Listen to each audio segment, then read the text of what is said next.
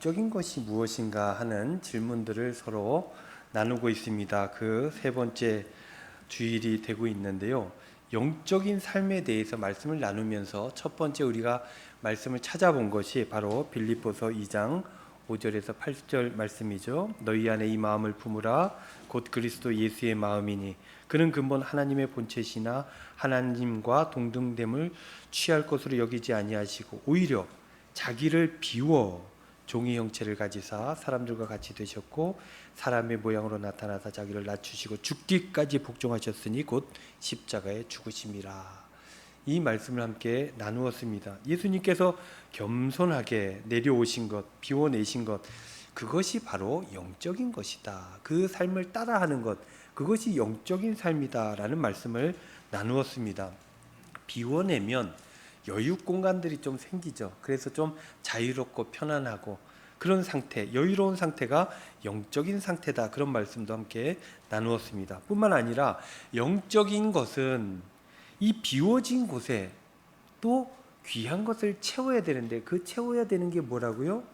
예수 그리스도의 사랑이다 라는 말씀을 지난주에 함께 나누었습니다. 에베소 3장 18절 19절 말씀, 능히 모든 성도와 함께 지식에 넘치는 그리스도의 사랑을 알고 그 너비와 길이와 높이와 깊이가 어떠함을 깨달아 하나님의 모든 충만하신 것으로 너희에게 충만하게 하시기를 구하노라. 예수 그리스도의 사랑을 알고 그 사랑이 내 안에 충만하게 채워지는 것, 그것이 바로 영적인 것이다 라는 말씀을 나누었죠. 비워내고 예수님의 사랑을 채우는 것이 영적인 거라고 했는데 오늘 말씀은요, 이 영적인 것, 즉 비워내고 예수 그리스도의 사랑을 채우는 것이라고 했는데 그 사랑을 채우는 것은 우리에게 어떤 삶으로 나타나게 되는가 하는 것들을 함께 나누기를 원합니다. 예전에요, 이런 보도가, 뉴스 보도가 있었죠. 미국 월마트에서 있었던 일인데요. 직원이 아침에 출근해 보니까 물건들의 가격표가 다 붙어 있잖아요. 그게 영 이상하게 붙어 있더랍니다.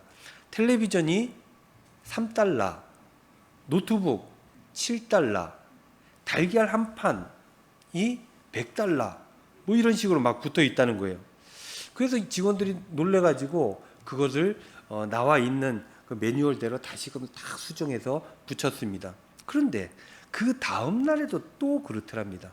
그래서 직원들이 곳곳에 카메라를 설치했다고요. 왜 이런 일이 벌어지나 찍어봤더니 한 노숙자가 들어와 있다가 거기서 잔 거예요. 자면서 직원이 아무도 없을 때 몰래 다니면서 장난을 좀 쳤던 것입니다. 각 제품은 정해진 가격이 있죠. 가격표가 있어요. 그런데 그 가격표가 전혀 다르게 바뀌어져 있으니까 아침에 난리가 난 겁니다. 이 가격표가 제대로 붙어 있지 않으면 혼란스러워지는 것입니다. 사람들도 이런 사람들이 있죠. 자신의 가치를 온전히 이해하며 그렇게 살아가야 정상적인 삶을 살아가는데 자신의 가치를 온전히 이해하지 못하는 사람들이 있다는 거예요. 가격표, 이 제품의 가격표가 잘못 붙어 있으면 난리가 나는 것처럼 자신의 가치를 제대로 이해하지 못하고 있으면 이 삶이 혼란스러워지는 것입니다. 자신의 가치를 오해하는 사람들이 있는데 그 중에 어떤 사람은 갑질을 하죠. 니네하고 나는 종이 달라. 똑같은 사람인데 니네하고 나하고는 달라. 내가 좀 더 가졌고 나는 좀 더 너희들보다 고귀해. 이런 사람들이 어디 가면 못된 갑질을 하는 겁니다. 너는 나한테 이렇게 해야지. 나는 이게 나한테 너무나 당연한 권리야. 돈이면 다 되는 거 아니겠어? 라고 생각하는 사람들이 있고, 또 반대로 이 가치를 오해하는 사람 중에 괜찮은 처지임에도 불구하고 삶을 비관하는 사람들도 꽤나 많다는 거예요. 고귀한 존재예요. 생명이 너무나 소중하잖아요. 성경은 천하보다도 귀한 것이 생명이라 그랬는데 그 생명을 가지고 있는 스스로를 너무나 낮게, 나는 안 돼, 난 저 사람들처럼 할 수가 없어 라고 생각하는 사람들, 그렇게 삶을 비관하는 사람들도 없지 않아 있다는 것입니다. 성경에는 이런 얘기들이 굉장히 많이 나오죠. 그 중에 대표적인 한 인물을 데리고 왔는데 그 사람이 바로 에서입니다. 여러분, 에서는 형제예요. 에서의 동생이 누구예요? 야곱. 에서와 야곱 둘 중에 우리에게 더 친숙한 이름이 무엇입니까? 야곱이에요. 웬만하면 장자들을 통해서 대가 이어져 내려가는 그 시대의 그런 풍토 속에서 웬만하면 장자들의 이름을 잘 알기가 쉽습니다. 저는 본 적이 경상남도 거창으로 돼 있어요. 왜냐하면 거기가 아버지 고향이기 때문이에요. 경상남도 거창군 위천면 강천리 73번지. 그게 주민등록 번호에 있는 본적이라고 하는 주소예요. 근데 거기 가보면요, 사람들이 제 이름을 몰라요. 보면은 목욕탕집 둘째 아들. 지금은 가면 또 모양이 많이 바뀌어가지고 전혀 못 알아보겠죠. 하지만 제가 어릴 때 그곳에 살 때는 이렇게 인사하면 목욕탕집 둘째 아들이야 이렇게 얘기를 합니다. 근데 우리 형님 이름은 다 알아요. 그래서 저는 가면 네가 신권이 동생이구나 이렇게 얘기를 하죠. 저는 모르고 다 우리 형님 이름만 알아요. 친척들 중에서도 다 우리 형님 이름만 알아요. 원래 이게 정상입니다. 제가 어릴 때 우리 어머니한테 물었대요. 엄마는 왜 신권이 엄마야? 다들 신권이 엄마 이러니까 우리 엄마인데 왜 엄마는 신권이 엄마 이렇게 물었더래요. 제가 우리 어머니가 나중에 제가 나이가 들고 나서 그 얘기를 해주셨어요. 다들 첫째를 기억합니다. 근데 왠지 에서와 야곱 이 형제는 야곱의 이름을 우리가 더 많이 기억한다는 거예요. 뭐가 잘못되어서 이렇게 되었을까? 사실 객관적으로 보면요, 이 야곱, 에서 이 둘 중에 좀 더 훌륭해 보이는 사람이 성경의 이야기들을 통해서만 봐도 에서가 좀 더 훌륭하다 하는 것들을 느낌으로 우리가 알 수 있게 되죠. 왜냐하면 야곱이라고 하는 사람은 뭔가 굉장히 소심하고 좀 욕심이 많고 뭔가 제대로 못하고 엄마 주위를 맴도는 그런 인물로 성경에 묘사되어져 있어요. 야곱이 잘못했을 때 누가 피신을 시킵니까? 엄마가 커버해요. 엄마가 피신시켜요. 외가 쪽으로 피신을 시킵니다. 그런데 에서는 어때요? 활동적입니다. 남자답습니다. 사냥도 잘해요. 먹고 사는 문제를 감당할 만큼의 능력이 있는 사람이었어요. 그리고 장자 아닙니까? 장자기 때문에 이 이후에 모든 집안의 재산을 다 물려받게 되는 그런 사람이었습니다.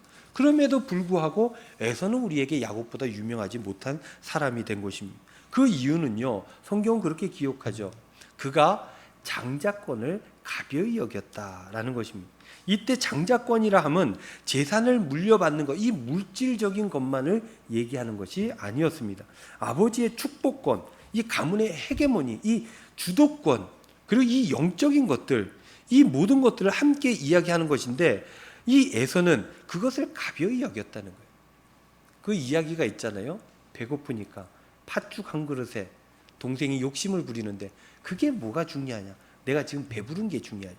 너무나 물질적인 사람이었다는 거예요. 물질주의적인 사람이었다는 거예요. 물질만 중요하고 지금 내가 편한 게 중요하지 다른 어떤 가문, 체계, 영적인 것 이런 것들은 관심이 없었던 사람이었던 거예요. 그래서 그는 끝내 영적인 부분을 놓치고 말죠. 그래서 아버지로부터 재산을 물려받았을지 모르겠으나 축복을 전해받지는 못했던 것입니다. 그런데 못난 것은 그렇게 된 것이 그냥 그럴 수 있다라고 치고 넘어갔으면 아무 일도 없었을지 몰라요. 그러나 울며 불며 아버지에게 매달리죠. 그러면서 동생을 미워합니다. 저놈이 나의 영적인 권한을 빼앗아갔다. 자기가 버려놓고 동생이 빼앗아갔다, 훔쳐갔다라고 생각합니다. 그래서 평생 에서는 살아가면서 동생에 대한 살의를 품고 살아가죠. 동생에 대한 복수심으로 어떻게 이 사람이 행복하게 살 수 있겠습니까? 불행한 삶을 살 수밖에 없었던 것입니다. 이런 일들이요, 지금도 비일비재하게 일어나는 일입니다. 그래서 부모님 돌아가시면 형제들끼리 난리가 나는 집이 굉장히 많잖아요. 영적인 어떤 테두리가 갖춰져 있지 못한 가문인 거죠. 물질적인 것만 보는 사람들은 이런 난리가 나게 되는 것입니다. 그래서 서로 미워하며 불행하게 살아가는 사람들이 얼마나 많습니까? 그러면 이제 여러분들 우리의 삶을 한번 돌아보았으면 좋겠습니다. 여러분들은 어떻습니까? 여러분들 삶이 여러분들 가치를 온전히 이해하고 받아들이고 그 가치대로 행복하게 복되게 아름답게 살아갑니까? 아니면은 내가 좀 더 낫다라고 생각하고 갑질하는 삶을 살아갑니까? 아니면 내가 너무너무 못하다 라고 생각하면서 사람들 앞에 주눅들어 살아가게 되는 것입니다. 여러분들의 삶은 어떤지 한번 돌아보셨으면 좋겠어요. 돌아보는 것과 함께 여러분들 삶에는 가장 중요한 가치가 무엇인지 그것도 함께 돌아보았으면 좋겠습니다. 내가 무엇을 위해서 사는지, 내가 어떤 가치를 품고 살아가고 있는지, 내가 어떤 존재인지, 어느 정도인지 이것들을 알아보려면 몇 가지 질문만 해보면 됩니다. 한번 생각해 보시죠. 나는 어떤 것들에 분노하는지. 불편해서 화를 낼 수 있어요. 그러나 정도 이상으로 화를 내는 이 분노의 감정을 품는 부분이 어떤 부분인지. 그리고 내가 과도하게 다른 사람과 달리 목숨을 거는 부분들이 몇 가지가 있어요. 그것이 무엇인지. 또는 나는 어떤 유혹이 쉽게 타협하는지, 어디에 쉽게 빠지는지, 이런 것들을 스스로 질문을 해보면 내가 어떤 가치를 가지고 살아가는지 돌아볼 수 있게 되는 것입니다. 그런데요, 이 작은 일들, 이런 것들에 분노하고 목숨을 거는 삶을 사는 사람들이 있는데, 이런 사람들은 스스로를 싸구려로 만드는 사람들입니다. 작은 손해, 그런 것들 때문에 마음의 평화를 온통 다 잃어버린다면, 그러면 내 안에 정말 귀하고 소중한 가치가 있다는 것을 발견하지 못한 사람일 가능성이 있는 것입니다. 여러분들은 어떻습니까? 여러분들은 가치 있는 사람입니까? 가치 있는 삶을 살아가고 있습니까? 혹시나 모를까봐 성경은 이 말씀을 기록하고 있죠. 베드로전서 2장 9절 말씀. 그러나가 참 은혜롭습니다. 그러나 너희는 택하신 족속이요 왕같은 제사장이요 거룩한 나라요 그의 소유가 된 백성이니 이는 너희를 어두운 데서 불러내어 그의 기이한 빛에 들어가게 하신 이에 아름다운 덕을 선포하게 하려 하심이라. 새 번역은 이렇게 번역하고 있습니다. 그러나 여러분은 택하심을 받은 족속입니다. 왕같은 제사장들이요 거룩한 민족이요 하나님의 소유가 된 백성입니다. 그래서 여러분을 어둠에서 불러내어 자기의 놀라운 빛 가운데로 인도하내신 분의 업적을 여러분이 선포하는 것입니다. 우리가 어떤 사람이에요? 작은 일들, 이 세상적인 것들에 목숨을 거는 사람이 아니라는 거예요. 우리는 어떤 사람이냐면 하나님의 택하심을 받은 사람이라. 왕같은, 그리고 하나님께 나아가는 특권을 가진 사람이 누구예요? 제사장 같은 사람이라는 거예요. 세상에 속한 것처럼 보여지지만 세상에 속한 것이 아니라 하나님께 속하여진 그런 사람이라는 거예요. 세상의 것들에서 부르심을 받아서 세상에 하나님의 빛 가운데로 부르심을 받은 그런 사람들이라는 거예요. 또 그런 대단한 일들을 감당했기 때문에 그 대단한 하나님의 사역을 온 세계에 전하는 일들을 감당하는 그 소명을 받은 사람이 우리라는 것입니다. 이러한 소중한 일들을 위해서 살아간다면 싸구려 인생이 될 수가 없는 겁니다. 싸구려로 살아갈 수가 없는 거예요. 그래서 작은 일들을 그래 작은 일이야, 이 정도는 괜찮아, 없어져도 상관없어, 세상의 것들을 대범할 수 있게 되는 것입니다. 그런데 이 대단한 일들을 무시하고 세상의 가치가 최고의 가치인 줄로 알고 그 가치만을 위해서 목숨을 걸고 살아간다면, 그래서 그 세상의 것들로 평가받으려고 한다면 그 사람에게 평화는 있을 수가 없는 것입니다. 왜냐하면 세상에서는 1등이 없기 때문이에요. 여러분들 1등을 위해서 열심히 살아가는 사람들 있잖아요. 1등은 없습니다. 그래서 예수님 시험 받을 때 마귀가 가장 높은 곳으로 올려줄게 라고 얘기하는 거예요. 나한테만 절해봐. 그럼 가장 높은 자리에 있게 해줄게. 예수님은 그게 거짓말이라는 걸 알기 때문에 말씀으로 물리친 것입니다. 세상에서 1등은 없어요. 그래서 1등을 위해서 살아가면 늘 지는 인생밖에 못 살아가는 것입니다. 여러분들 반에서 1등이라고 전교 1등입니까? 전교 1등이라고 그 학교 1등이겠습니까? 그 나라 1등이겠습니까? 그리고 그 나라에서 1등인들, 그게 1등 인생이겠습니까? 불가능한 일이에요. 불가능이 가능하다고 세상은 늘 얘기하면서 그것들을 볼모로 삼고 이용하고 마귀가 그렇게 사로잡는 것입니다.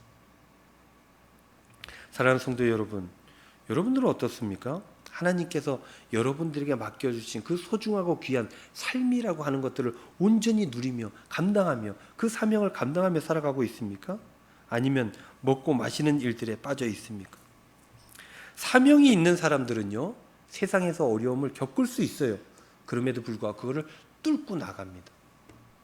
어려울 수밖에 없죠. 인간이 세상에 살면 연약하니까 늘 당할 수밖에 없어요. 어려움이 있을 수밖에 없어요. 아플 수밖에 없습니다. 그럼에도 불구하고 받은 사명이 있고 나는 이걸 위해 살아가는 사람이다 라고 믿는다면 그것들을 하나하나 깨치고 물리치고 넘어가고, 그렇지 않는다 할지라도 그것 때문에 속상하거나 쓰러지지 않는 거예요. 그러나 그 사명이 없는 사람들, 그 가치를 모르는 사람들, 삶의 목적이 없는 사람들, 이런 사람들은요, 웬만하면 낙심합니다.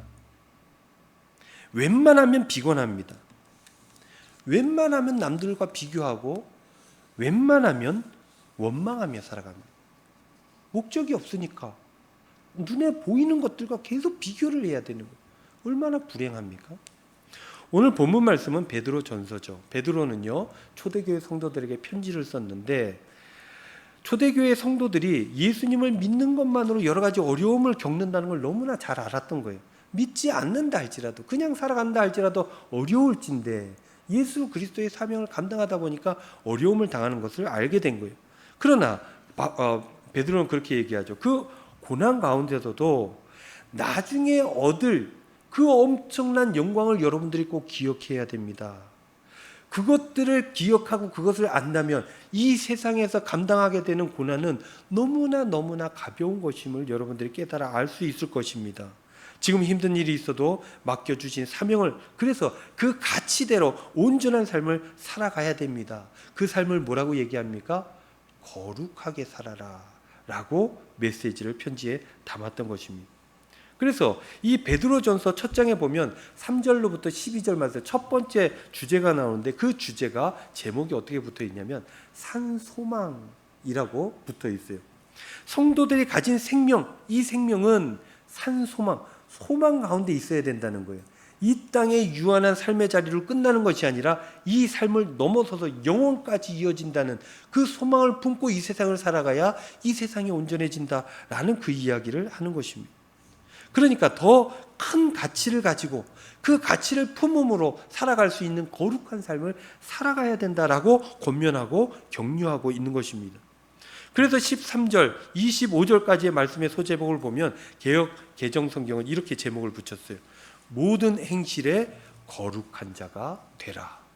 이런 소망을 품고 가치를 품고 살아가게 되면 그러면 거룩한 삶을 살아갈 수 있게 된다라는 것입니다. 세상의 것들에 휩싸이지 말고 하늘을 바라보며 거룩한 삶을 살라는 거예요. 그런데 그 거룩한 소명을 감당하는 삶은 어떻게 가능합니까? 그것이 베드로전서 1장 19절 말씀에 나와 있어요. 오직 흠없고 점없는 어린 양 같은 그리스도의 보배로운 피로 된 것이니라. 이 모든 삶이 가능한 이유는 그 피가 있기 때문에, 흠없고 점없고 어린 양 같은 아무런 죄가 없는 거룩한 그분의 사랑의 그 헌신이 나타나져 있는 그리스도의 보배로운 피로 된 것이다. 피는 여러 가지 의미들을 담고 있죠. 그 중에 가장 대표적인 게 그거예요. 피는 죽음을 상징합니다. 그리고 피는 그 반대로 또 생명을 상징합니다. 하나님 되신 예수님께서 여러분들 위해서 죽으신 거예요. 여러분들을 위해서 그 보배로운 피를 흘리신 거예요. 그것이 왜 그렇게 됐느냐? 여러분들 사랑하니까 대신 죽어주신 거예요. 어떻게 하려고? 여러분들 살리려고. 그렇게 우리가 예수 그리스도의 피로 살아났다, 구속을 받았다, 구원을 받았다 하는 얘기는 그 사랑으로 말미암아 우리가 살아났다, 그 얘기입니다. 그 피로 말미암아 우리가 살아났다는 거예요. 그 생명으로는 주님의 뜻을 이룰 수 있는 그 삶을 살아가야 한다는 거예요. 왜냐? 다시 얻었으니까. 그 사랑으로 다시 얻은 삶이니까 예수 그리스도의 뜻대로 그분의 사랑으로 그렇게 살아가야 한다는 것입니다. 그 사랑이 어떻게 나타납니까? 그 사랑을 채우면 어떤 삶으로 나타납니까? 거룩한 삶으로 나타나게 된다는 거예요. 예수 그리스도의 사랑, 그분의 놀라운 은혜, 그분의 뜻을 품고 살아가야 되는데 그것은 영혼에 닿는 그런 삶이고 그런 소망을 품고 그 사랑으로 살아가는 삶을 살아가게 되면 거룩한 삶으로 세상 사람들에게 나타나진다라는 것입니다. 내가 주님의 사랑을 품었다, 가득 채웠다. 사람들이 어떻게 합니까? 그 사람의 사랑의 헌신, 소망을 가지고 거룩한 삶을 사느냐, 그렇지 않느냐를 두고 저 사람 안에 그리스도의 사랑이 있는지, 피가 있는지 없는지를 알게 된다는 것입니다. 그렇게 그리스도의 사랑을 품게 되면 세상의 기준을 훌쩍 넘어버리는 거룩으로 나타나는 그런 삶으로 살게 되어진다는 것입니다. 그것이 복된 삶이고 온전한 삶이다 라는 메시지를 베드로전서에서 베드로는 우리에게 전해주고 있는 것입니다. 여러분, 영적인 것은 비우는 것이라 그랬어요. 영적인 것은 주님의 사랑으로 채우는 것이라 했습니다. 그 사랑으로 채운 사람은 하나님 나라를 위해 그 소명을 가지고 거룩하게 사는 것이다. 오늘 말씀에 나타나 있는 것입니다. 사랑하는 성도 여러분, 하나님 나라 백성이라는 자의식을 절대로 놓쳐서는 안 될 것입니다. 그냥 세상에서 무시받아도 되는 사람이 아닌 것입니다. 주 예수 그리스도의 생명을, 그 피를 이 안에 담고 있는 거예요. 여러분들 지난주에 우리가 성찬식 했지 않습니까? 우리는 기념설을 받아들이고 있습니다. 화채설이 아니에요. 그래서 가톨릭하고 좀 다르죠. 그러나 우리가 그 피로 상징되어지는 그 포도주를 마실 때 그 피가 내 혈관에 흐른다는 그 믿음을 가지고 그렇게 받아 마시고 순종하는 것입니다. 그렇게 예수 그리스도의 피가 내 혈관 안에 타고 흘러넘칠 때 그때 우리는 온전하고 그 사랑이 흘러넘칠 때 그때 거룩한 삶을 살아갈 수 있게 되는 것입니다. 왜냐? 우리는 이미 이 땅을 넘어선 하나님 나라의 백성이기 때문인 것입니다. 영원을 품고 살아가고 있기 때문인 것입니다. 그래서 우리는 세상에 먹고 마시는 일 중요하죠. 그거 빼놓을 수 없죠. 그러나 그것 이상의 가치가 있음을 믿고 주님의 사랑으로 살아가야 한다는 것입니다. 사랑하는 성도 여러분, 그렇게 살아가실 수 있기를 우리 주님의 이름으로 축원드립니다. 그 소명이 있을 때, 그 가치를 품고 있을 때, 하나님 나라를 위해서 헌신하겠다는 결단이 있을 때 우리의 아픔도, 우리의 연약함도, 우리의 건강 없음도 우리는 넉넉히 이겨내게 될 줄로 믿습니다. 이러한 사랑을 품고 소명을 품고 거룩하게 살아가시는 저와 여러분들 다 되시기를 우리 주님의 이름으로 축원드립니다. 이제 우리 함께 기도하겠습니다. 기도할 때 이렇게 기도했으면 좋겠습니다. 하나님, 저희들 그냥 세상 사람들과 똑같은 사람 아닌 줄로 압니다. 저희들 천국 시민임을 잊지 않고 살아가게 하여 주시고, 그래서 주님의 사랑을 품고 영혼을 품고 거룩하게 살게 하여 주시옵소서. 두 번째로, 영원한 생명을 주님으로부터 얻었으니 세상의 가치에 빠지지 않고 세상을 넉넉히 이기는 승리하는 삶을 살아가게 하여 주시옵소서. 우리 다 함께 통성으로 기도하겠습니다. 은혜로우신 우리 아버지 하나님, 고맙고 감사합니다. 저희들 연약하지만 그럼에도 불구하고 주님의 피로, 주님의 사랑으로 다시금 살아난 그런 구원받은 백성임을 깨달아 알게 하여 주시고 천국 시민으로 거룩하고 복되고 아름답게 세상을 이기며 살아가는 저희 모두의 삶이 될 수 있도록 우리 주님 축복하여 주시옵소서. 더운 날씨 가운데 주님 건강 지켜주시고 우리 사랑하는 성도님들 감기 걸리지 않게 하시고 강건하여 주님께서 맡겨주신 소명들 감당하며 기쁨으로 찬송하며 살아갈 수 있도록 주님께서 축복하여 주시옵소서. 감사드리며 예수님의 이름으로 기도하옵나이다. 아멘.